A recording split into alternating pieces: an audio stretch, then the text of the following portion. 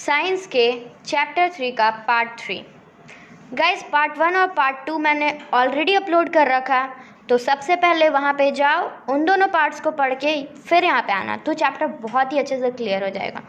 तो इस पार्ट का सबसे पहला जो टॉपिक है वो है हार्मफुल इफेक्ट्स ऑफ डिफोरेस्टेशन। तो इसमें पहला जो पॉइंट है क्या है, decrease in rainfall in the surrounding areas. तो जब हम पेड़ों की कटाई करते हैं तो हमारे आसपास के सराउंडिंग में रेनफॉल की कमी हो जाती है। Okay, increase in the amount of carbon dioxide in the atmosphere that increases global warming. तो यार जब हम पेड़ों को काटते हैं ना तो क्या होता है, हमारे अर्थ पे ग्लोबल वार्मिंग बढ़ जाती है। अब तुम सोचोगे ये कैसे, तो जो ट्रीज होते हैं ना वो कार्बन डाइऑक्साइड जो हम लोग छोड़ते हैं उसको अब्सॉर्ब कर लेते हैं और इस तरीके से वो ग्लोबल वार्मिंग को बचा लेते हैं। लेकिन जब पेड़ ही नहीं रहेंगे तो कार्बन डाइऑक्साइड को अब्सॉर्ब कौन करेगा, हेंस ग्लोबल वार्मिंग बढ़ जाती है। थर्ड पॉइंट है जो decrease in the level of ground water in the near by areas. तो आसपास के जो सराउंडिंग होते हैं उसमें ग्राउंड वाटर को पेड़ जो है रिचार्ज करते हैं। ये कैसे, जो ट्रीज़ होते हैं उनके जो रूट्स होते हैं वो सॉइल को बांधे रखते हैं, तो जो भी रेन वाटर ग्राउंड में जाता है, सॉइल में जाता है, वो उसको पेड़ क्या करते हैं, टाइटली बाइंड कर लेते हैं, हेंस ग्राउंड वाटर रिचार्ज हो जाता है। अब इसमें फोर्थ पॉइंट क्या है, increase in soil erosion that can cause more frequent floods. तो सॉइल इरोजन क्या है, देखो जो ट्रीज़ होते हैं ना वो सॉइल को बांधे रखते हैं, लेकिन जो ट्रीज़ के रूट्स होते हैं वो सॉइल को बांधे रखते हैं। और जब भी बारिश आती है तो मिट्टी जो है वो मिट्टी पे बारिश आती है, लेकिन सिंस ट्रीज़ के रूट्स उसको बांधे हुए हैं तो वो मिट्टी बह के कहीं जाती नहीं है। लेकिन अगर ट्रीज़ नहीं रहेंगे तो अगर बारिश हुई तो ये मिट्टी बह के कहीं और चला जाएगा, तो इसी को क्या कहते हैं, सॉइल इरोजन। ओके, और इससे क्या खतरा है, अब तुम सोच रहे होगे सॉइल इरोजन से क्या होगा, बाढ़ आने का काफ़ी ज़्यादा चांस है। ठीक है, और इससे बाढ़ आने से तो तुम जान ही रहोगे क्या डिस्ट्रक्शन होता है। हाल फिलहाल में जो अभी बिहार में बाढ़ आई थी, असम में बाढ़ आई थी, उससे 10 से 15 से 20 लाख लोग प्रभावित हुए थे। तो यार जो नेक्स्ट पॉइंट है वो कह रहा है destruction of habitat of a number of plants and animals. तो जब जो फॉरेस्ट है उनमें बहुत सारे प्लांट्स और एनिमल्स रह रहे हैं, ठीक है, लेकिन जब पेड़ों को हम काट देंगे तो इनसे इनका घर छिन जाएगा। ठीक है, तो यार नीचे जो नेक्स्ट पॉइंट है वो है हाउ टू प्रोटेक्ट फॉरेस्ट। अब हम लोग फॉरेस्ट को बचाएंगे कैसे, throughout the world forest are in danger. तो पूरी दुनिया की बात करें तो जो फॉरेस्ट है ना वो डेंजर में है। Many plants and animals that live in this forest are disappearing fast. तो इनमें जो भी प्लांट्स और एनिमल्स फॉरेस्ट में रह रहे हैं वो बहुत ही फास्टली डिसअपियर हो रहे हैं। Many people and culture that depend on this forest for their way of life are also under threat. तो तुमने सुना होगा कि फॉरेस्ट में बहुत सारे लोग रहते हैं और उनके डिफरेंट कल्चर्स हैं, तो ये भी थ्रेट में आ जाता है। क्यों, क्योंकि जब फॉरेस्ट ही नहीं रहेगा तो ये लोग कैसे रहेंगे। सो गाइज हम लोग बात करते हैं, डू यू नो कि only 20% of the world's ancient forest are left. तो दुनिया के जो केवल 20% ही एंशियंट फॉरेस्ट है जो बचे हुए हैं।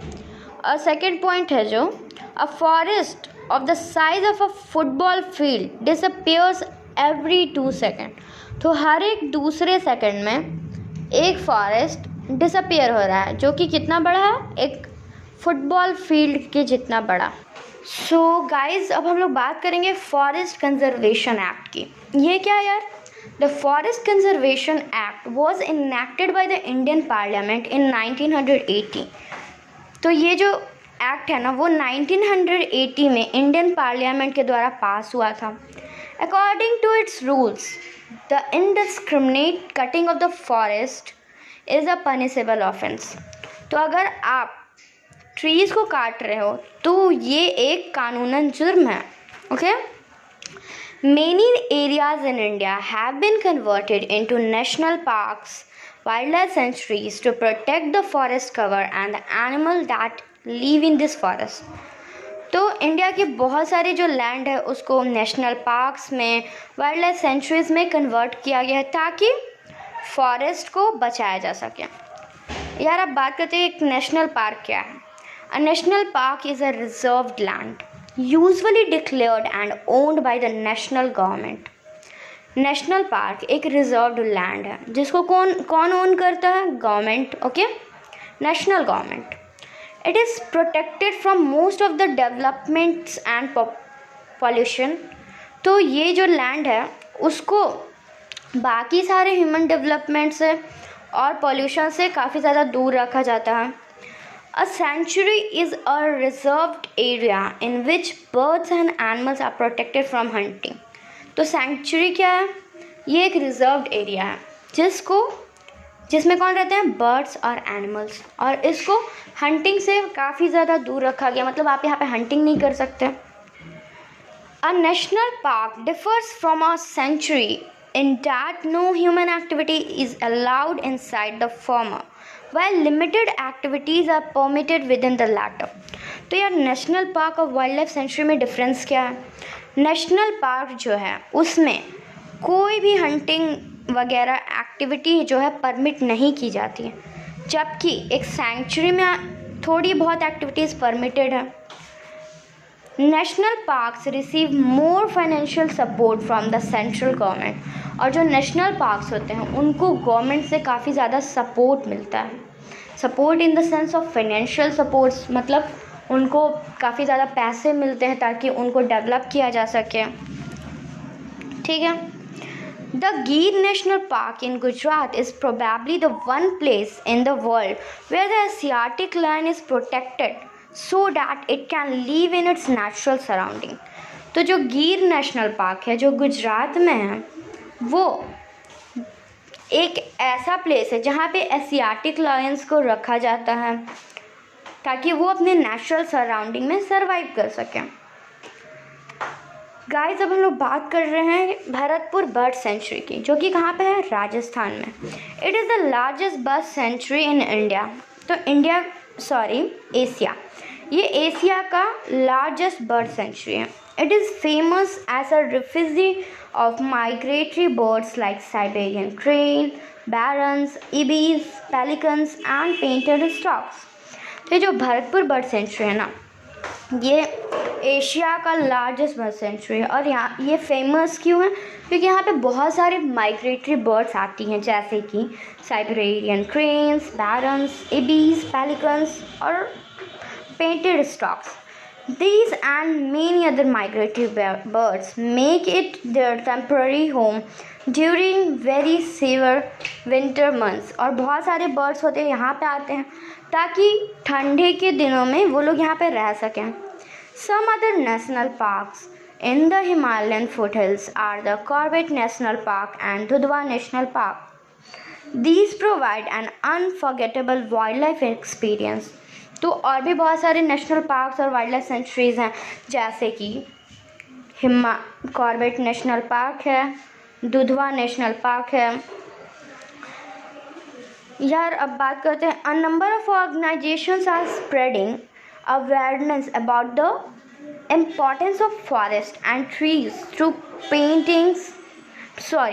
Printed as well as electronic medias.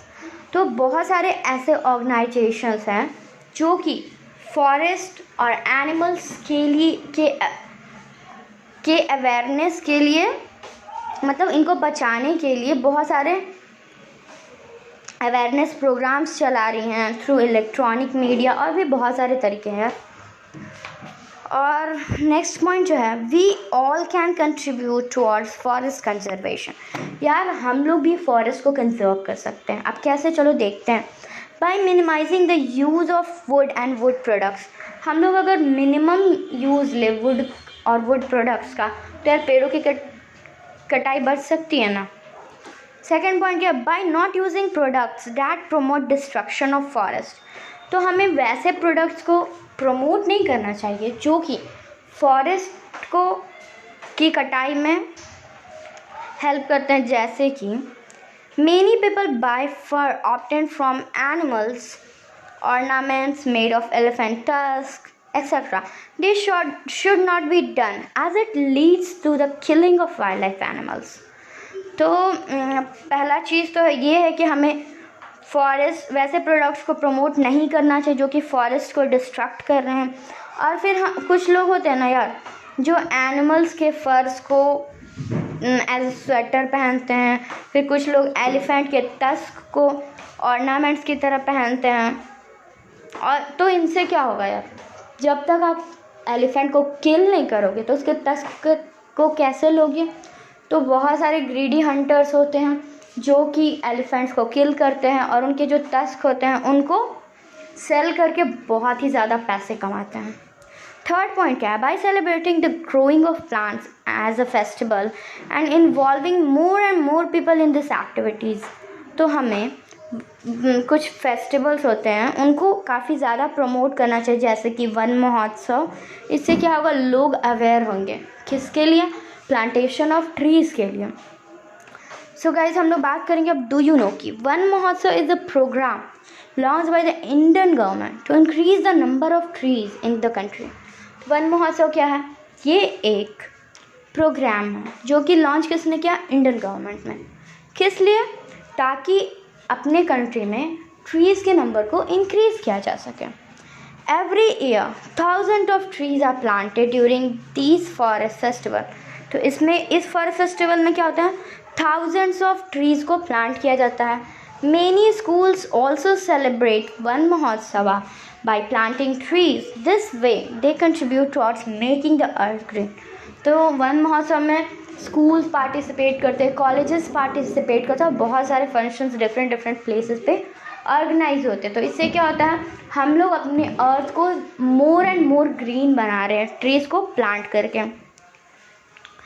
Forest are earth purifier.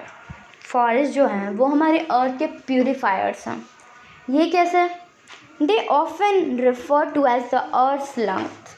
तो जैसा कि तुमने चैप्टर 1 में पढ़ा होगा कि जो हमारे लंग्स होते हैं वो एयर को प्योरीफाई करते हैं, उस तरीके से जो ट्रीज़ होते हैं ना वो एटमॉस्फेयर को के एयर को प्योरीफाई करके एक लंग्स की तरह काम करते हैं। ठीक है? Just as our lungs absorb carbon dioxide from the blood and infuse it with oxygen, green plants also absorb carbon dioxide during photosynthesis and in turn release oxygen into the atmosphere.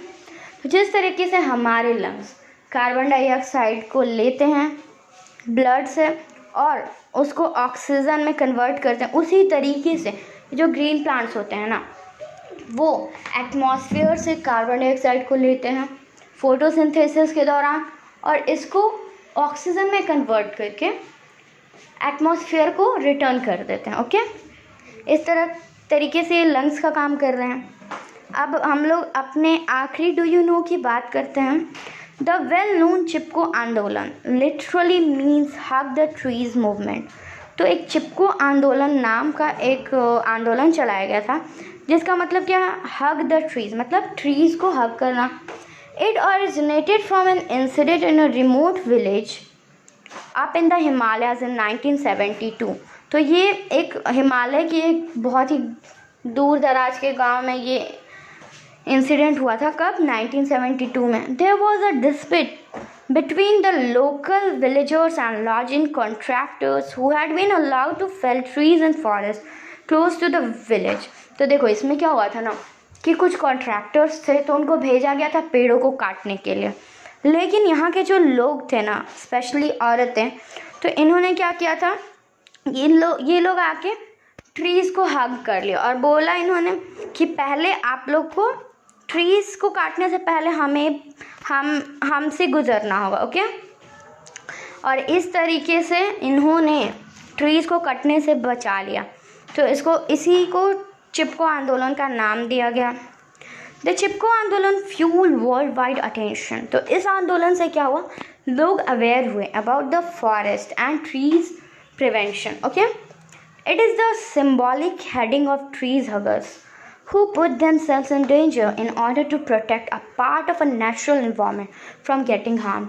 तो इसमें क्या हुआ था, ये एक symbol बन गया, ठीक है, और लोगों को काफ़ी ज़्यादा इंस्पिरेशन मिली कि लोगों ने अपनी जान खतरे में डाल के ट्रीज़ को बचाया और हमारे इन्वायरमेंट को प्रोटेक्ट किया. तो गाइस इस चैप्टर को अब ख़त्म करते हैं यहाँ पे. तब तक के लिए guys take care, good bye.